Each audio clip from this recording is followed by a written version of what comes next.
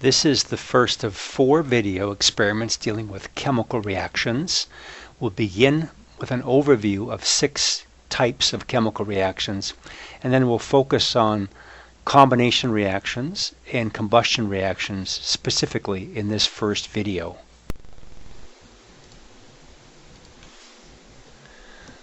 Combination reaction, called a synthesis reaction, is one in which simpler substances combine into a more complex compound.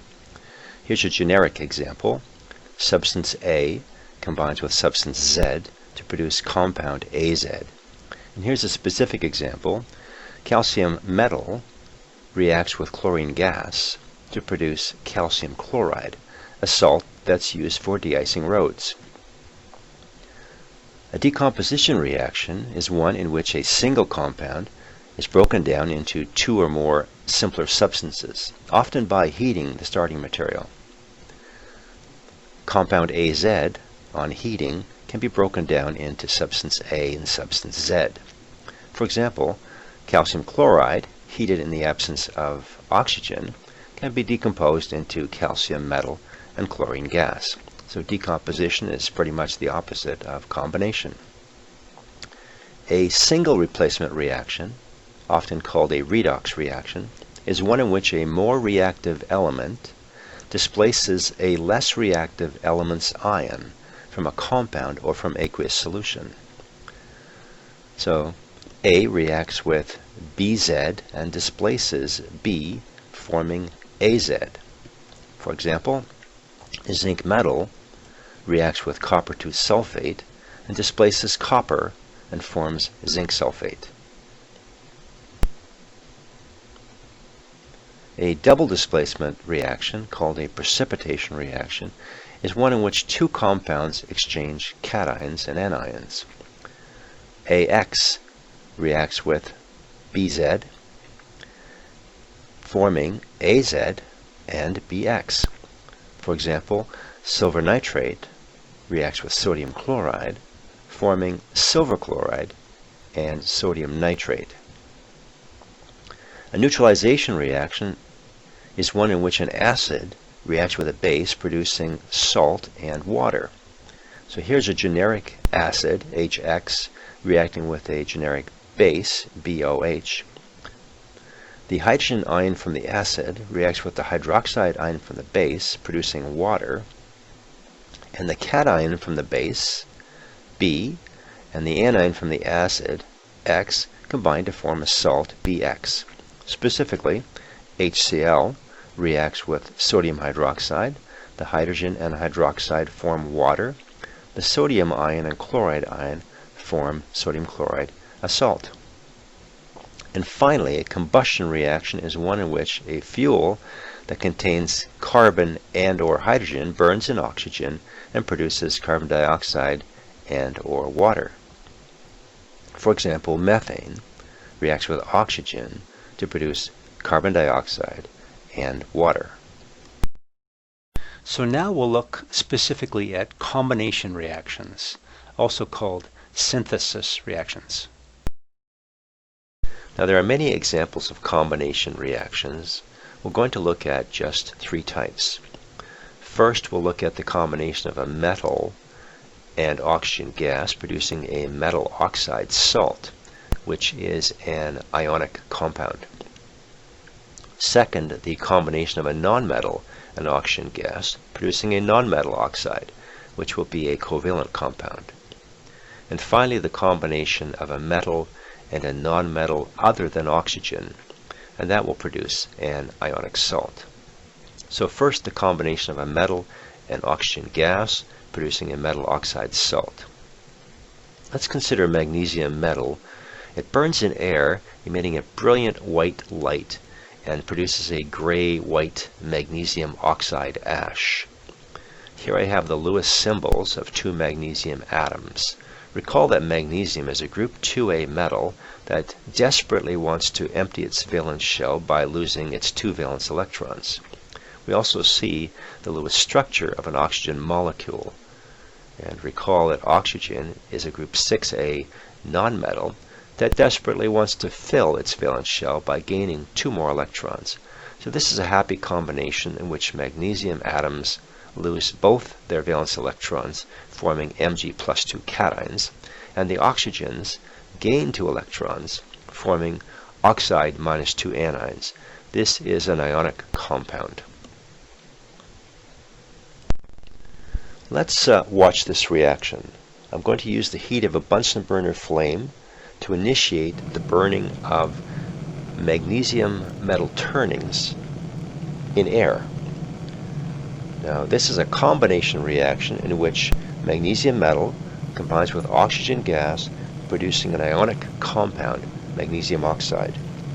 Now, the literature says the temperature of this reaction exceeds 3,000 degrees Celsius, and I believe that based on the intensity of the white flame. And I also noticed at the end of the reaction that some of the surface of the watch glass was melted. At the end of the reaction, we see we have a white ash of magnesium oxide, an ionic salt. So here's the chemical equation for that. 2 magnesium plus O2 produces MgO. It's a combination reaction.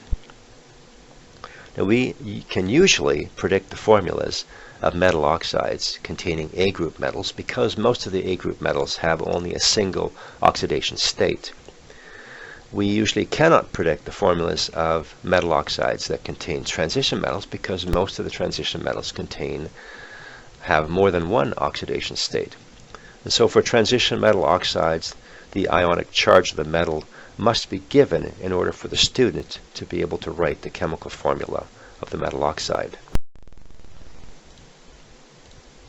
All right, let's get some practice writing balanced chemical equations. Aluminum metal reacts with oxygen gas. You may need to refer to the periodic table to get the symbols that correspond to the names. The symbol for aluminum is Al. The symbol for oxygen, of course, is O. So we can write aluminum plus O2. Now you need to recall that oxygen is one of these 7 diatomic elements and exists as pairs of atoms, molecules, O2. Recall that all the metals are all monatomic and they're always written as single atoms. Now to get the product, it'll be aluminum oxide, but what's its formula? You'll need to combine the cations and anions in appropriate ratios. So we can see from the table that aluminum is always plus 3, oxide is always minus 2.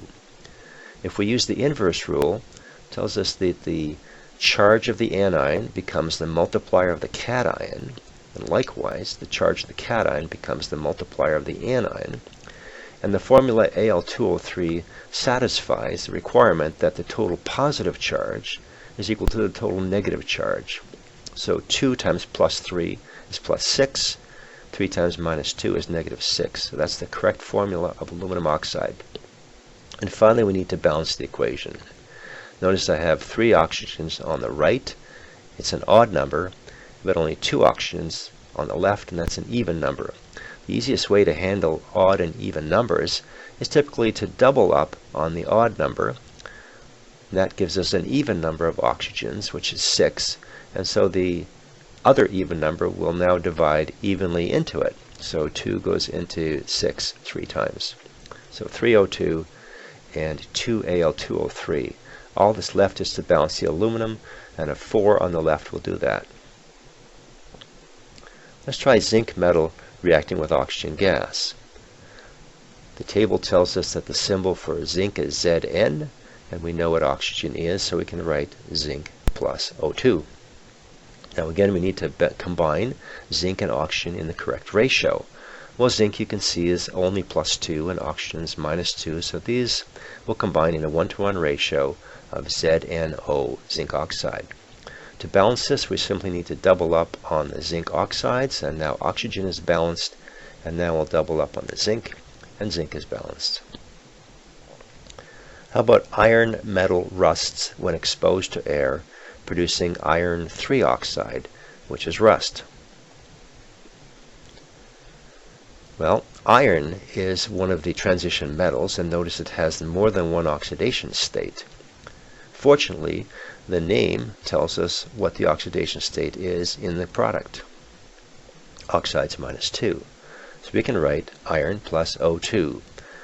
Now, what's the formula for iron 3 oxide? Well, we need to combine the ions and their charges. Iron is plus 3, oxides minus 2.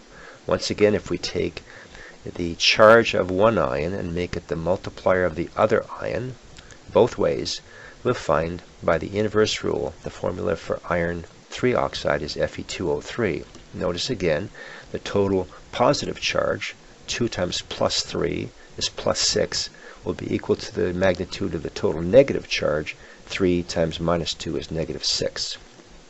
To balance this, we need to double up on the Fe2O3, gives us an even number of oxygens, 6, and 2 divides evenly into it 3 times, and we'll need 4 irons on the left, and we're good to go.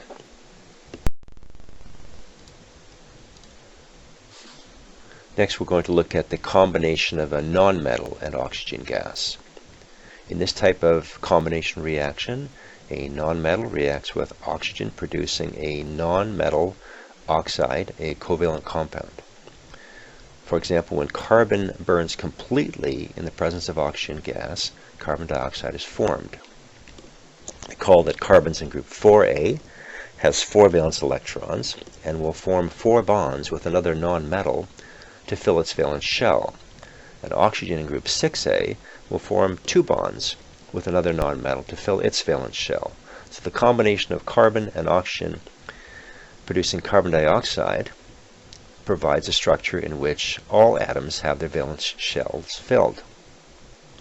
Here's the chemical equation. It is simply carbon plus O2 produces CO2. Nonmetal oxides can occur in multiple combining ratios. For example, carbon dioxide, CO2, and carbon monoxide, CO, can both form by combination reactions.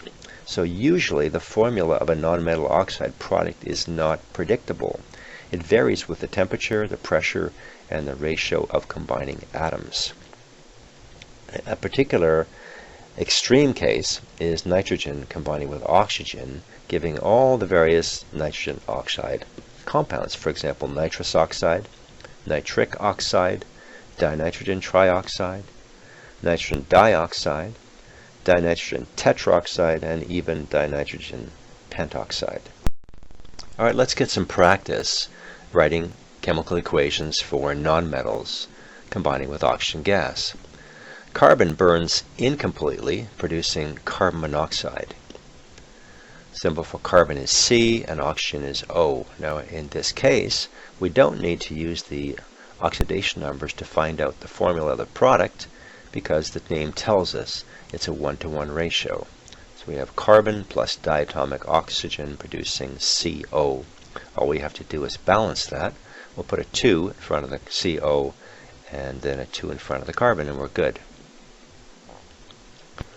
How about sulfur forming sulfur trioxide when burned in excess oxygen gas? Sulfur is the symbol S, oxygen is O. So we can write S plus O2. Once again, we don't need the oxidation numbers to write the formula of the product because the name tells us it's sulfur trioxide. We have an odd number of oxygens on the right and an even number, so if we double up the number of oxygens on the right, it's now even. That's 6 oxygens times 3 on the left balances the oxygens and 2 sulfurs. Let's take a look at this reaction. When yellow sulfur is melted in a Bunsen burner flame, it forms a dark orange viscous liquid. On continued heating, the viscosity reduces and the liquid becomes thin and can be poured.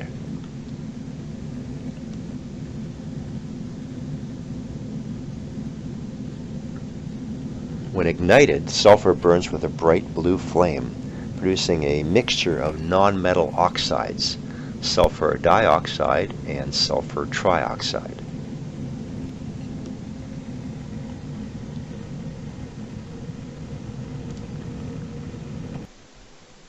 All right, one more. Nitrogen is converted to nitrogen dioxide in an automobile engine. So nitrogen is the symbol N, and of course oxygen is O. We can write N2 plus O2. Recall that both nitrogen and oxygen are diatomic elements. Once again, we can get the formula of the product simply from the name. Nitrogen dioxide is NO2. And to balance this, we see that we need to balance the nitrogen, and that's then the oxygen. And we're done. So the last combination reaction we're going to look at is that of a metal and a nonmetal other than oxygen. That would produce an ionic salt.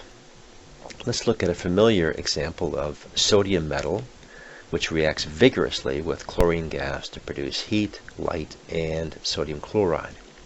Recall that sodium is a reactive group 1A metal that desperately wants to lose its one valence electron and empty its valence shell, and chlorine is a reactive group 7A nonmetal that wants to gain one electron to fill its valence shell. So this is a happy, or should I say vigorous reaction in which sodium loses an electron to form sodium cations, chlorine gains an electron to form chloride anion, and will produce sodium chloride, an ionic salt product. Here's the balanced equation. Simply 2Na plus Cl2 produces NaCl. And here we're talking about the formation of good old table salt, sodium chloride. If the compound contains an A group metal, then the formula is usually predictable because most of the A group metals have only one oxidation number. But if the metal has more than one possible oxidation number, then more than one formula is possible, so the student would have to be told the name of the product to write the equation. So let's balance a few equations involving metals and nonmetals. How about aluminum metal reacting with sulfur? We need the symbols of aluminum and sulfur. From the periodic table we see that the symbol of aluminum is Al and the symbol for sulfur is S. We can simply write Al plus S. Now I'm just going to use the monatomic form of sulfur. I know it exists in a variety of polyatomic forms, but we'll keep it simple for this first course. So we need to write the product, and that will be aluminum sulfide. But what's the formula of aluminum sulfide? Well, aluminum is in group 3A, that's always plus 3. Now sulfur has 4 different oxidation states. Which one do we use? Well, it's an ionic compound, which means that aluminum is the cation, sulfur is the anion. We have to use its negative charge, which is -2. We can use the inverse rule to determine the formula of aluminum sulfide. That'll be Al2S3. And since I've used monatomic reagents, that should be very easy to balance. Next we have a magnesium reacting with monatomic phosphorus. So the periodic table again will tell us the symbol of magnesium is Mg, and the symbol for phosphorus is P. We can write Mg plus P, and again I'm going to use the monatomic form of the nonmetal to keep it simple for us. Now we need the formula for magnesium phosphide. Look at the periodic table. Group 2A metals are always +2 oxidation number.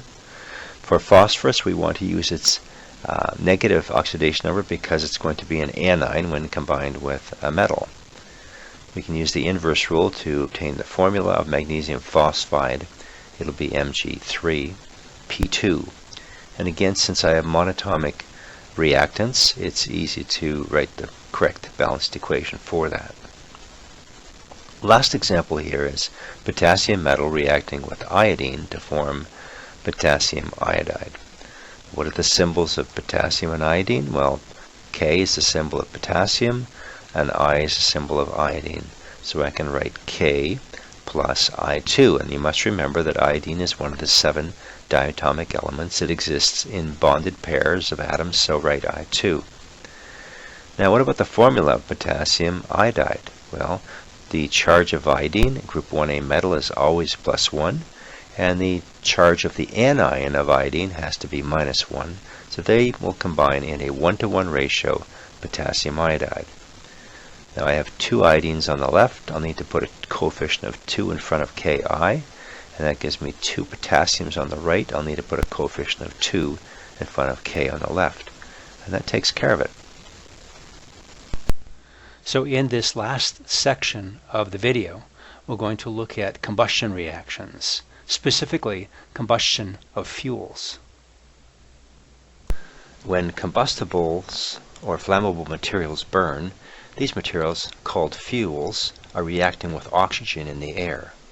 The simplest examples of combustion reactions are those involving pure hydrogen or pure carbon. When hydrogen burns, it produces water, H2O.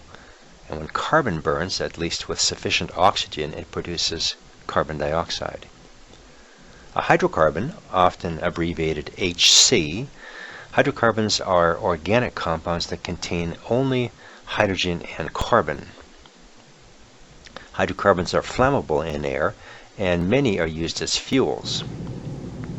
Laboratory gas is generally a mixture of light hydrocarbons such as methane or propane, and when it burns, it liberates carbon dioxide and water.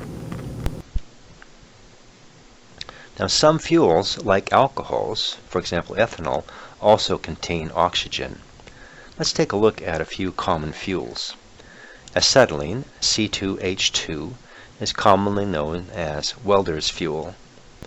Methane, CH4, is the simplest of hydrocarbons, and it is the main component of natural gas.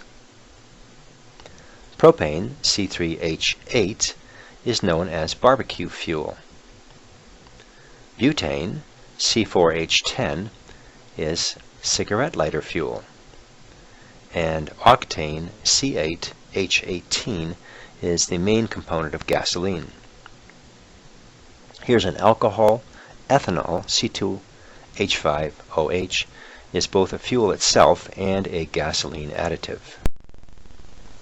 Well, provided that enough oxygen is supplied, complete combustion occurs, and the products of complete combustion of carbon, hydrogen, and oxygen are carbon dioxide and water plus energy.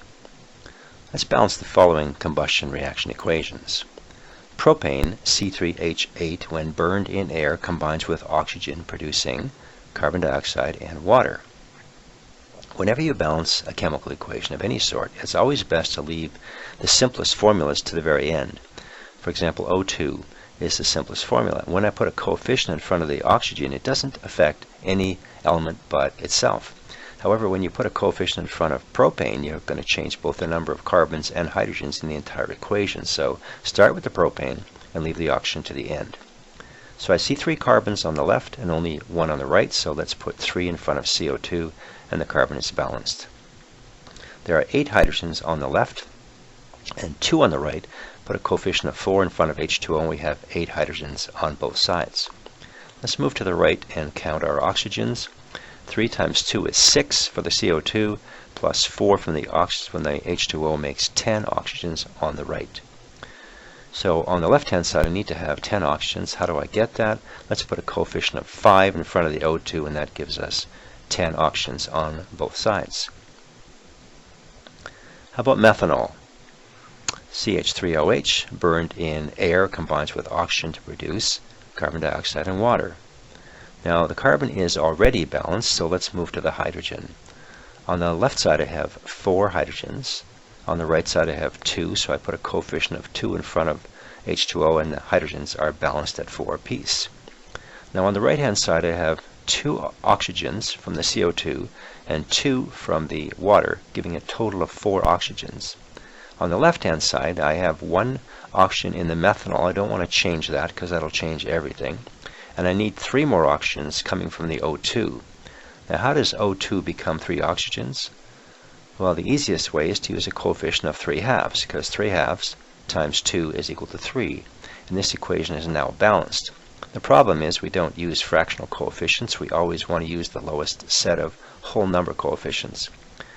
To get rid of the fraction, we can multiply this by 2, because 3/2 times 2 is 3. But if we do that to the oxygen, we have to do it to all the terms to keep the equation balanced. Let's multiply everything by 2. That'll give us 2 methanol plus 3 oxygens. Remember, 3/2 times 2 is 3, and 2 CO2 and 4 H2O. And if you check, all elements are balanced in this equation.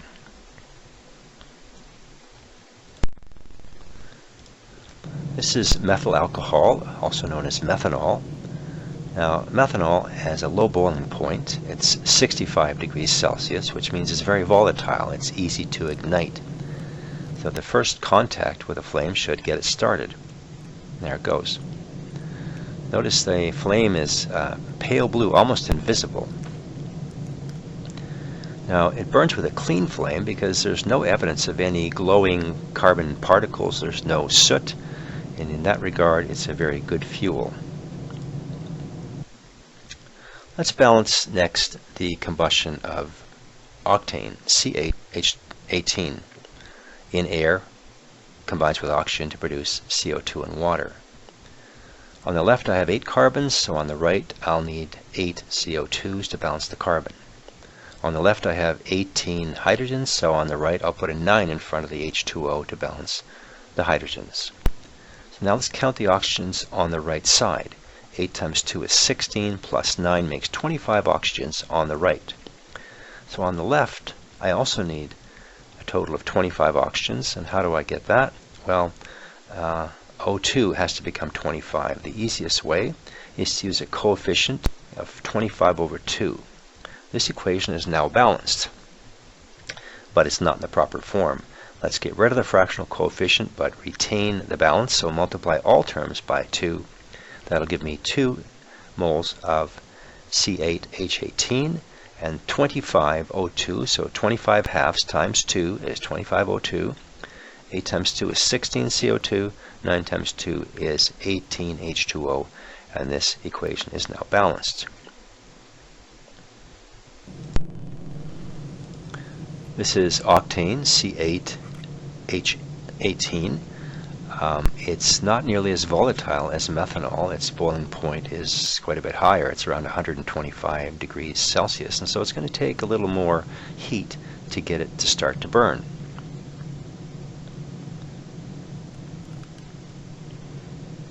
Now that we see it burning, you can see an incandescence, which indicates it doesn't burn as cleanly as methanol.